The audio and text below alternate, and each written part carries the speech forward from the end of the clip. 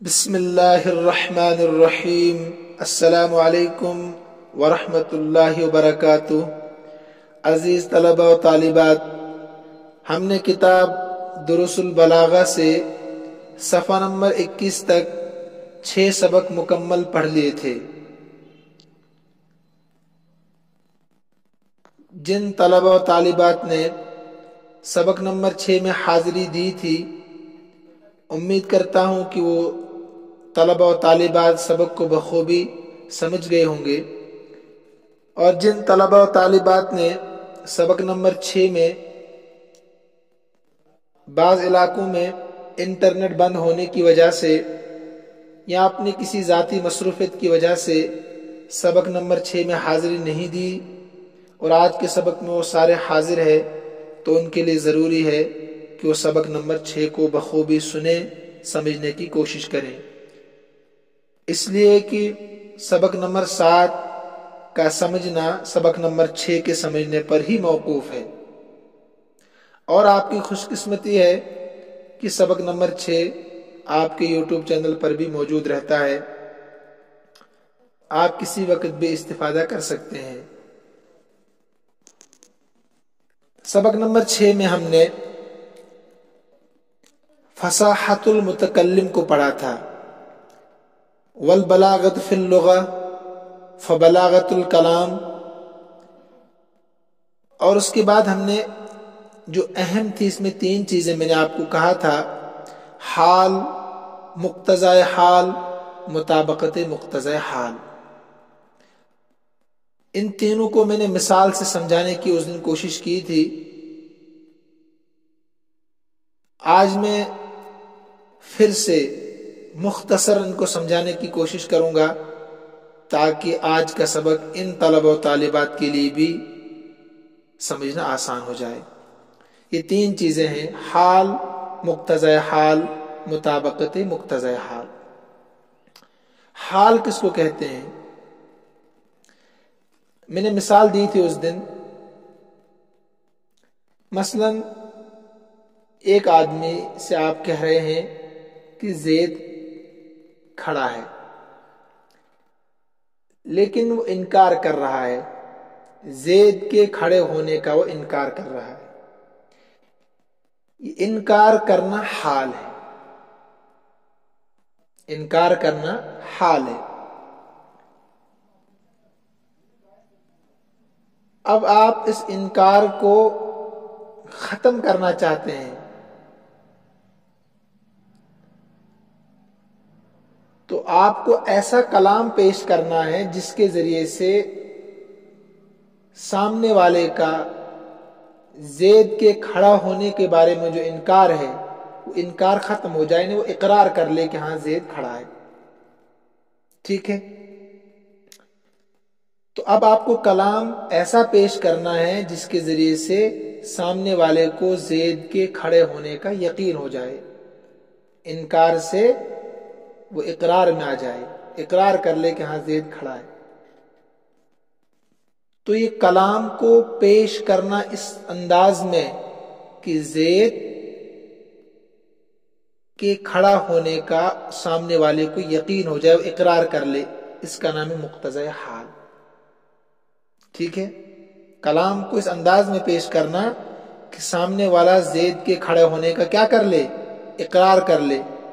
تو کلام کو اس انداز میں پیش کرنا یہ مقتضی حال ہے۔ ٹھیک؟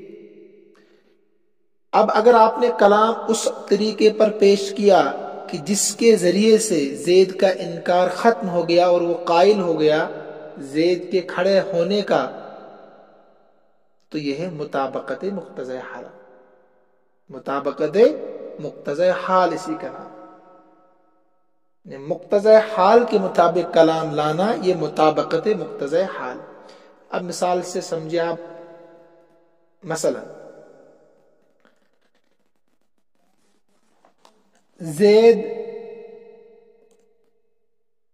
راشد زید کے کھڑا ہونے کا منکر ہے،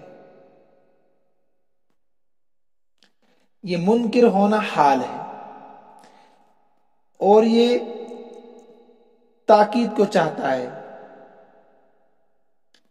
مطلب تاکہ وہ قائل ہو جائے کہ ہاں زید کھڑا ہے. تو یہ تاکید کو چاہنا یہ مقتضی حال ہے. پھر اگر آپ نے راشد کے سامنے جو زید کے کھڑے ہونے کا منکر تھا کلام کو مؤکد لایا اور یوں کہا عربی میں آپ نے ان زیدن قائم، بے شک زید کھڑا ہے، یا آپ نے کہا واللہ ان زیدن قائم، خدا کی قسم زید کھڑا ہے، تو راشد کے سامنے یہ کلام جو آپ مؤکد لا رہے ہیں تاکید کے ساتھ، اس کا نام ہے مطابقت مقتضی حال. یہ سبق نمبر 6 کی باتیں تھی، وہاں تفصیل سے میں نے بتایا تھا. آج ہم پڑھنے جا رہے ہیں وبلاغت المتکلم ملکۃ یقتدر بها علی التعبیر عن المقصود بکلام بلیغ فی ای غرض کان. سبق نمبر 7 صفحہ نمبر 21 پر دیکھیے. متکلم بلیغ کب کہلائے گا؟ صفحہ نمبر 20 کے شروع میں آپ نے پڑھا متکلم فصیح کب ہوگا. دیکھیے وہاں بھی جو تعریف تھی عربی میں ہو بہو وہی تعریف یہاں ہے، تھوڑا سا فرق ہے صرف، وہاں تھا بکلام فصیح اور یہاں پر ہے بکلام بلیغ. تو متکلم بلیغ کب ہوگا؟ صاحب کتاب رحمۃ اللہ علیہ فرماتے ہیں وہ ایسی ملکت، ایسا ملکہ ہے، ایسی خدا داد صلاحیت ہے جس کے ذریعے سے قادر ہوتا ہے، یقتدر بہا، اس صلاحیت کے ذریعے سے قادر ہوتا ہے متکلم بیان کرنے پر مقصود کو، ما فی الضمیر کو، مراد کو، مقصود کو بیان کرنے پر قادر ہوتا ہے کلام بلیغ کے ساتھ، جس غرض میں بھی ہو، جس غرض میں بھی ہو. اس میں آپ کو صرف ایک چیز سمجھنی ہے، باقی میں نے صفحہ نمبر 20 پر سمجھایا آپ کو، فی ای غرض کانا بھی سمجھایا تھا وہاں، اور علی التعبیر عن المقصود کو بھی سمجھایا تھا. کلام بلیغ کب ہوگا؟ کلام بلیغ ہوگا کہ جب وہ مقتضی حال کے مطابق. صفحہ نمبر 20 پر ہے نا، فبلاغت الکلام مطابقتہ لمقتضی الحال.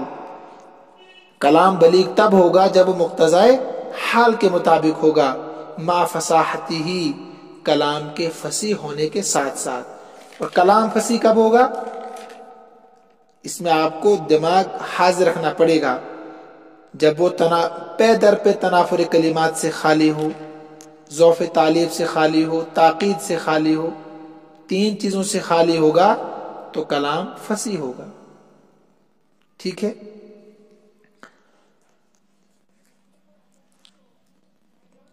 تو متکلم بلیغ تب ہوگا جب وہ اپنے مافی ضمیر کو کلام بلیغ کے ذریعے سے بیان کرنے پر کیا ہو؟ قادر ہو. جو بھی موضوع اس کو دیا جائے ہر موضوع پر وہ کیا ہو؟ ماہر ہو. تو موضوع کے متعلق میں نے تفصیل کے ساتھ سبق نمبر 6 میں آپ کو سمجھایا تھا.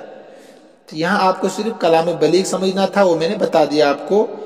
کلام بلیغ تب ہوگا جب وہ مقتضی حال کے مطابق ہو لیکن فصاحت کے ساتھ ساتھ. اور کلام فصیح کب ہوگا؟ پے در پہ تنافر کلمات سے خالی ہو، ضعف تعلیف سے خالی ہو، اور تاقید سے کیا ہو؟ خالی. ان کو بھی ہم نے تفصیل سے پڑھا پیچھے. اب یہاں سے وَيُعْرَفُ التَّنَافُرُ بِالذَّوْقِ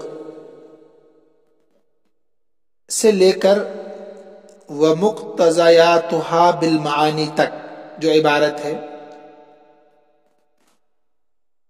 اس میں صاحب کتاب رحمۃ اللہ علیہ ان اسباب کو بیان کریں گے جو فصیح کلام کو فصاحت کے درجے سے گرا کر غیر فصیح بنا دیتے ہیں.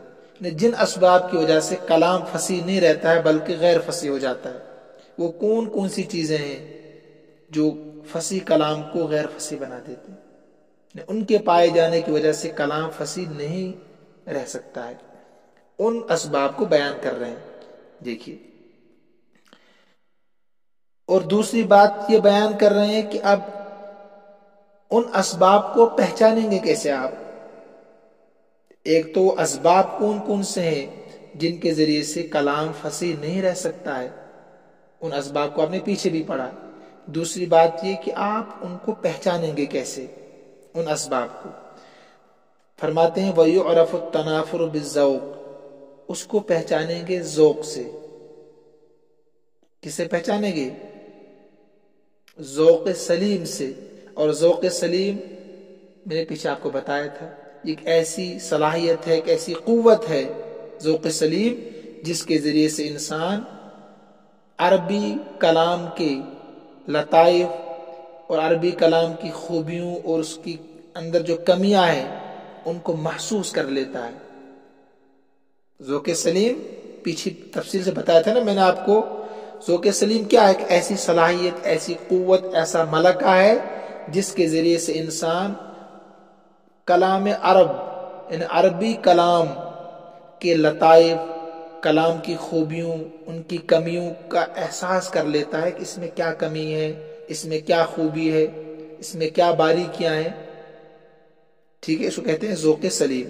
تو فرماتے ہیں کہ تنافر کو پہچانا جائے گا ذوق کے ساتھ، ذوق سلیم کے ساتھ تنافر کو، اور مخالفت قیاس کو پہچانا جائے گا صرف کے ذریعے سے، علم صرف کے ذریعے سے، صرف پر بھی مہارت ہونی چاہیے، اور ضعف التعلیف اور تاقید لفظی کو نحو کے ذریعے سے۔ دونوں الگ الگ ہے، صرف اور نحو۔ اور غرابت کو پہچانا جائے گا بکثرت الاطلاع علی کلام العرب، کلام عرب پر بخوبی مہارت ہونے کی وجہ سے۔ غرابت کو بکثرت الاطلاع، بہت زیادہ واقفیت ہو عربی کلام پر۔ ٹھیک ہے، والتعقید المعنوی بالبیان، اور تاقید معنوی کو پہچانا جائے گا بیان کے ذریعے سے۔ یہ علم بیان آگے آپ پڑھیں گے، کیونکہ بلاغت نام ہی ہے تین علموں کے مجموعے کا، علم معانی، علم بیان، علم بدیع۔ علم بیان کا مستقل موضوع آگے آئے گا۔ والاحوال ومقتضیاتها، احوال اور اس کے مقتضیات، احوال اور اس کے مقتضیات کو پہچانا جائے گا علم معانی کے ساتھ، جو آپ کل شروع کریں گے۔ ٹھیک ہے، مختصر میں نے سمجھا دیا، حال، مقتضی حال، مطابقت مقتضی حال کو میں نے سمجھا دیا۔ تو یہ کس کے ذریعے سے؟ علم معانی کے ذریعے سے آپ سمجھیں گے۔ اب صاحب کتاب فرماتے ہیں فوجب علی طالب البلاغہ معرفت اللغت والصرف والنحو والمعانی والبیان مع کونہ سلیم الذوق کثیر الاطلاع علی کلام العرب۔ فرماتے ہیں کہ جو انسان فن بلاغت کا طالب علم ہوگا، یعنی فن بلاغت کو سمجھنا چاہتا ہے، پڑھنا چاہتا ہے، اس پر لازم ہے، فوجب، اس پر ضروری ہے، فوجب پس لازم ہے بلاغت کے طالب علم پر معرفت اللغہ، لغت کا جاننا۔ کس کا جاننا؟ لغت کا، زبان کا جاننا، والصرف، اور صرف کا جاننا، نحو کا جاننا، علم معانی کا جاننا جو کل آپ شروع کریں گے بیان، والبیان، اس کے بعد علم بیان شروع ہوگا 6 سمسٹر میں، علم بیان کا جاننا، لیکن ساتھ ساتھ میں مع کونہ سلیم الذوق، سلیم ذوق کے ساتھ ساتھ، سلیم ذوق کے ساتھ ساتھ۔ سلیم ذوق کس کو کہتے ہیں؟ ابھی میں نے بتا دیا آپ کو، ایسی صلاحیت، ایسی خدا داد صلاحیت، فطری ملکہ انسان کے اندر ہوتا ہے جس کے ذریعے سے عربی زبان کی کمی، خوبی کا احساس کر لیتا ہے۔ ٹھیک ہے، کثیر الاطلاع علی کلام العرب، وہی کلام عرب یعنی عربی زبان پر بکثرت اس کو مہارت ہو۔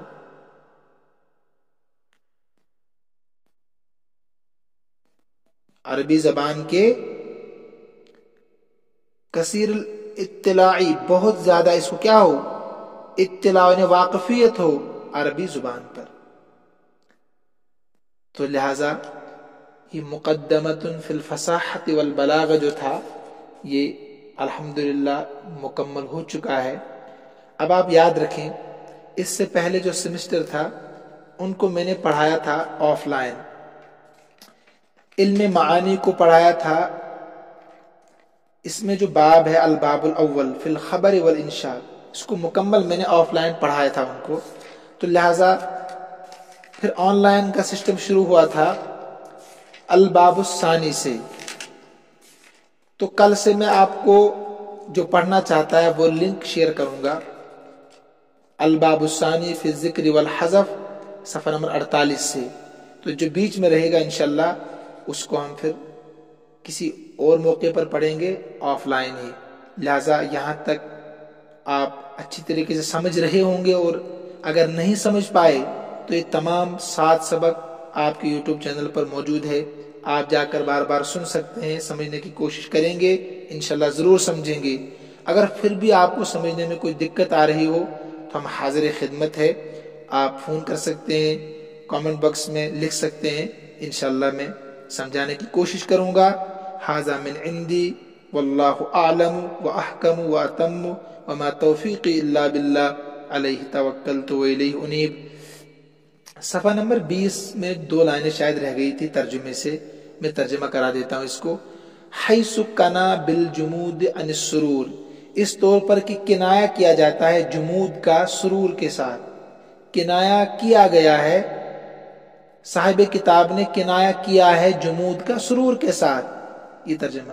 اس طور پر کہ کنا، شاعر نے کنایہ کیا ہے جمود کا سرور کے ساتھ، باوجود اس کے کہ ان الجمود یکنا بہی، کہ جمود یعنی جمود عین جو سمجھایا تھا میں نے آپ کو، جمود کا کنایہ کیا جاتا اس کے ذریعے سے بخل کا، رونے کے ساتھ، وقت البکائی، رونے کے وقت۔ تفصیل تو سبق نمبر 5 میں موجود ہے، یہ ترجمہ رہ گیا تھا، اور دوسروں تک یہ سبق پہنچائیے آپ۔ اللہ ہم سب کا حامی و ناصر ہو۔ السلام علیکم ورحمۃ اللہ وبرکاتہ۔